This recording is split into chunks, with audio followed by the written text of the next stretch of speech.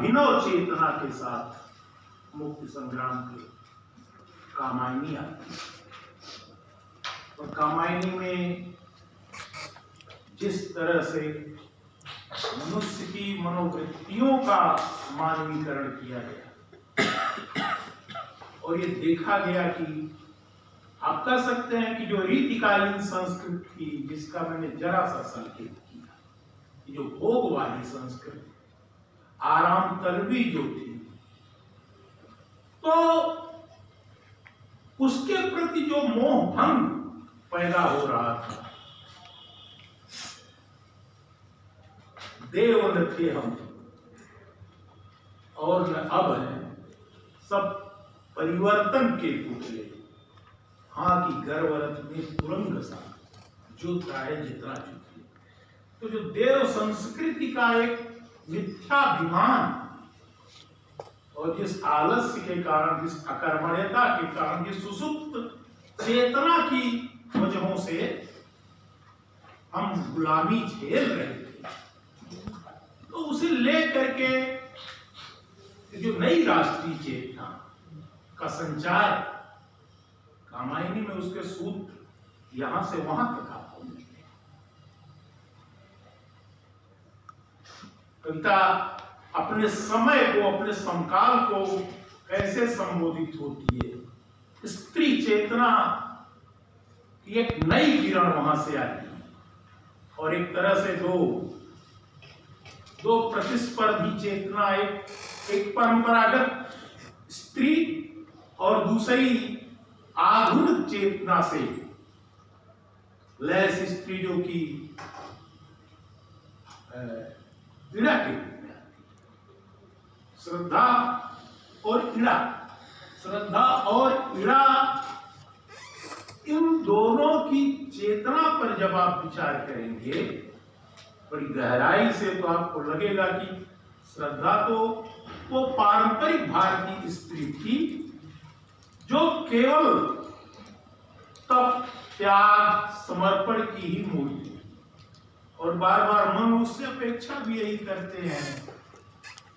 और दया माया ममता लो आज, मधुरिमा लो अगाध विश्वास, हमारा हृदय रत्न निधि स्वच्छ तुम्हारे लिए खुला है पास। तो ये दया माया ममता स्त्री को जिस तरह से कारुण्य मूर्ति के रूप में केवल चित्रित किया गया था, उसकी आत्म सजगता को, उसकी चेतना, जो परिवर्तन हो रहा था चेतना के स्तर पर, दोहरी नागरिकता, यानी मनुष्य मिल करके दोनों बनते हैं, दो सत्ताएं मिलकर तब एक मनुष्य का निर्माण, मनुष्यता पूरी होती। फिर इड़ा आती है तो इड़ा फिर वो आधुनिक चेतना की जो स्त्री है, वो श्रद्धा की तरह वो छूछा त्याग नहीं करना चाहती। उसकी अपनी आत्मसत्ता, उसकी अपनी चमक, उसकी स्वाधीनता।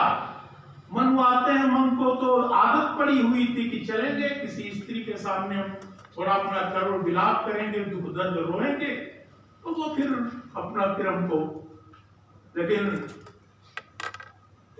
एक नई स्त्री के रूप में उन्हें मिलती है।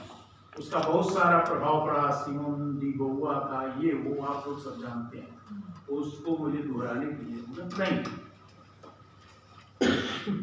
तो ये जो आधुनिक चेतना, आधुनिकता के साथ कविता में आ रही है, उससे कई नए पटल खुल रहे थे, चेतना के नए पटल खुल रहे थे। भारतीय समाज जो कि अनेक प्रकार की रूढ़ियों में जकड़ा हुआ था, वो भी नैतिकताओं में जो उलझा हुआ था, उसे एक नई किरण, एक नया रास्ता दिखाई दे रहा था। इराक के पास भी पहुंचते हैं, उन्हें लगता है कि ऐसे ही कुछ कहा जाए, मतलब हम तो दुख के मारे हुए हैं और असहाय, मतलब मैं हिमखंड सा मैं घूम रहा हूँ इधर उधर, बहुत दुखी हूँ। तो जो इड़ा ने जवाब दिया है, इससे आप श्रद्धा और इड़ा के कैरेक्टर को क्लासिफाई कर सकते हैं। प्रतिभा प्रसन्न, मुख सहज खोल। श्रद्धा तो बहुत लज्जा वगैरह ये सब इस तरह से बर्ताव करती है, लेकिन इड़ा जो आधुनिक चेतना की स्त्री है, वो प्रतिभा प्रसन्न, मुख सहज, यह जो खुलापन है वास्तव में पुरुष के सामने अपनी बराबरी की सत्ता को खड़ा करना, वह जो चेतना आ रही थी वह बोली। बहुत संक्षिप्त सा संवाद है, मैं हूं इड़ा, सिर्फ इतना, केवल काम की बात करो। अब वो रोने गाने वाले दिन नहीं रहे ना, उससे काम चलेगा। वो बोली मैं हूं इड़ा, कहो तुम कौन यहां पर रहे हो। तो मन को तो जैसा कि मैंने कहा आदत पड़ी हुई थी, मन मेरा राम सुनो बाले, मैं विश्व पथिक सह रहा क्लेश, ये सब अपना बताने लगे। फिर उसने जो जवाब दिया, स्वागत, एक शब्द के उपयोग। देखो वो गाथा गाने की जरूरत नहीं हमारे साथ। ठीक है, तुम बहुत दुखी हो, बहुत खिन्न हो, तुम्हारा सारा संसार उजड़ चुका है, वो सब ठीक है, कोई बात नहीं। स्वागत, पर देख रहे हो तुम यह उजड़ा सारा सुख प्रदेश, सारा सुख प्रदेश जो उजड़ गया है, इसका पुनर्सृजन कैसे होगा, नई दुनिया कैसे बसाई जाएगी। तो अब भावनाओं में बहने की जरूरत नहीं है, यथार्थ पर उतर करके बातचीत करनी हो, क्योंकि एक अभिनव संसार की रचना करनी। खैर इन बातों को छोड़िए, उसमें बहुत ज्यादा उलझने से शायद हम भटक भी जाए, विषयांतर भी हो सकता है। तो मैं